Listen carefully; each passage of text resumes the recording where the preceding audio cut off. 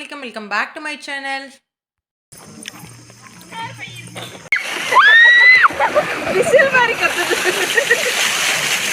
தக்காளி, மிளகாய், நிறைய மீன் பொரியல்.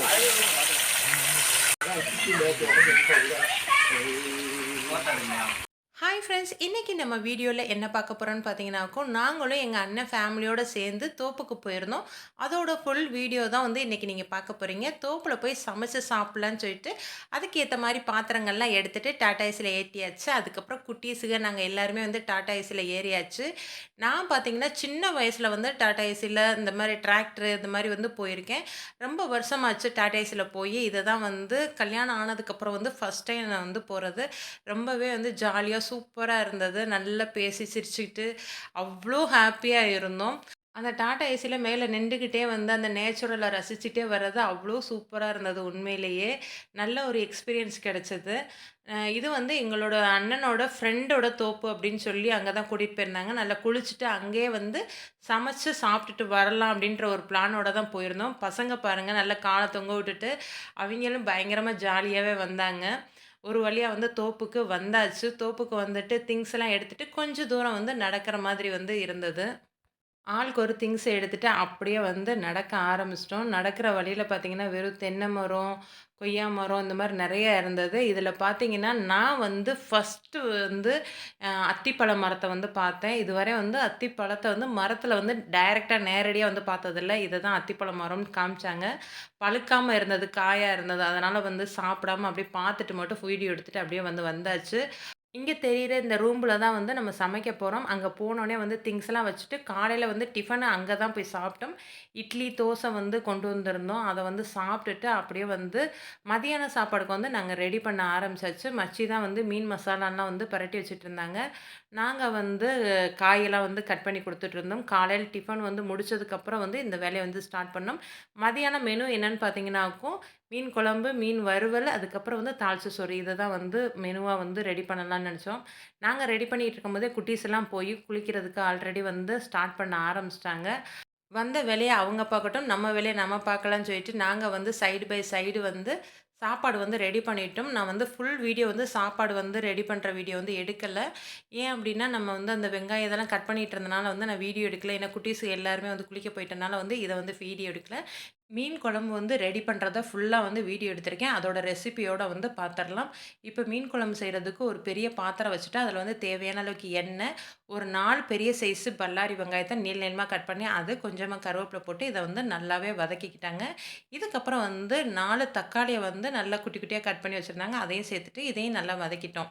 இதுக்கப்புறம் பார்த்திங்கன்னா ஒரு 4 சைஸ் வந்து பெரிய சைஸில் இருக்கிற தக்காளி, அதுக்கப்புறம் வந்து ஒரு 100 கிராம் அளவுக்கு சின்ன வெங்காயம், இதை வந்து நல்லா பேஸ்ட் மாதிரி அரைச்சா அதையும் சேர்த்துட்டாங்க. இதுக்கு தேவையான அளவுக்கு உப்பு, கொஞ்சமாக வந்து மஞ்சத்தூள், இதெல்லாம் சேர்த்துட்டு நல்லா வந்து மறுபடியும் வந்து ஒரு தடவை வதக்கி விட்டுட்டு கொஞ்சம் நேரம் கழித்து பார்த்தீங்கன்னாக்கும் மல்லித்தூள் வந்து ஒரு 4லேருந்து 5 டேபிள் ஸ்பூன் அளவுக்கு வந்து சேர்த்துக்கிட்டோம். சேர்த்துட்டு இதையும் வந்து இந்த மசாலா கூட வந்து நல்லா வதக்கி விட்டுட்டு காரத்துக்காக வந்து தனி மிளகாய் தூள் வந்து ஒரு 4 டேபிள் ஸ்பூன் அளவுக்கு சேர்த்துருக்கோம். இது நிறையா செய்கிறதுனால வந்து 4 டேபிள் ஸ்பூன் அளவுக்கு சேர்த்துருக்கு. இதுக்கப்புறம் பார்த்திங்கன்னா மீன் குழம்புக்கு நல்லா டேஸ்ட் கொடுக்குறதுக்காக வந்து வெண்டைக்காய் கட் பண்ணி வச்சுருந்தா சேர்த்துருந்தாங்க. உங்களுக்கு வேணும் அப்படின்னா எண்ணெயில் கூட வதக்கிட்டு கூட நீங்கள் வந்து சேர்த்துக்கலாம். இதுக்கப்புறம் ஃபைனலாக புளித்தண்ணி ஊற்றி நல்லா கொதிக்க வச்சுட்டு இருந்தாங்க. அதுக்குள்ளே பார்த்தீங்கன்னா இந்த குட்டீஸுக்கு சவுண்டு பயங்கரமாக இருந்தது.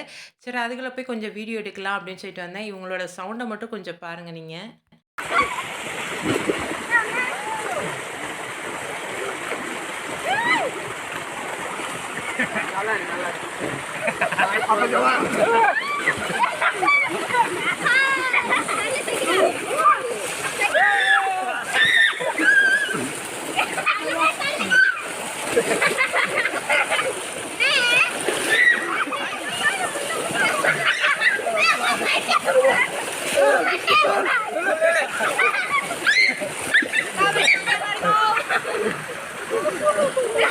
குழந்தைங்க ஜாலியா என்ஜாய் பண்ணி விளையாடுறத பார்க்கும்போது ரொம்பவே சந்தோஷமா இருந்தது. நம்மளும் குழந்தையாவே இருந்திருக்கலாமோ! அப்பிடின்ற மாரி சில நேரங்கள்ல வந்து தோணும். எதனாலேன்னு பார்த்தீங்கன்னாக்கும், யாருக்கும் பயப்பட தேவையில்லை. யார பத்தியும் யோசிக்க தேவையில்லை. இவுங்க என்ன சொல்லுவாங்க? அவங்க என்ன சொல்லுவாங்க? அப்பிடின்ற எந்த தாட்டுமே இல்லாம ஃப்ரீயா வந்து இருக்கலாம்.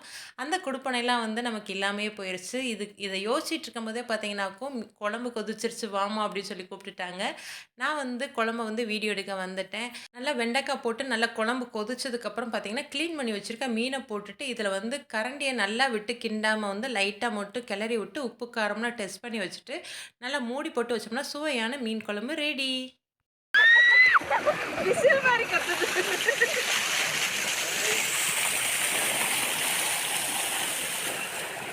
நாங்களுமே போயி அப்பப்ப வந்து குளிச்சோம். நல்லா குளிச்சு முடிச்சதுக்கப்புறம் பசிக்குதுன்னு குழந்தைக சொன்னோனே பார்த்தீங்கன்னாக்கும், மீன் பொரிக்கிறதுக்கு வந்தாச்சு.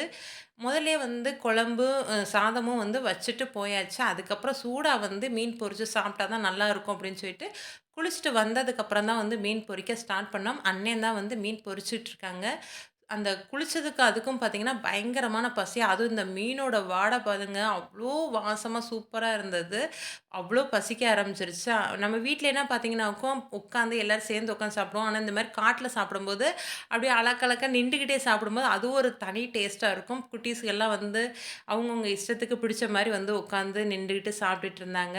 இதெல்லாம் சாப்பிட்டு முடிச்சதுக்கப்புறம் மறுபடியும் வந்து லைட்டா குளிச்சுட்டு, அப்படியே வந்து பேக் பண்ணி கிளம்பியாச்சு. சாப்பிட்டு முடிக்கிற கேப்ல பார்த்தீங்கன்னா, வேற ஒரு ஃபேமிலி வந்து குளிக்கிறதுக்கு வந்துட்டாங்க. சரி ஓகே நம்ம வந்து கிளம்பிறலாம். அவங்க வந்து கொஞ்சம் என்ஜாய் பண்ணட்டும் அப்படின்னு சொல்லிட்டு, அங்க இருக்க திங்ஸ்லாம் வந்து பேக் பண்ணிட்டு, நாங்க வந்து ஒரு வழியா கிளம்பிட்டோம்.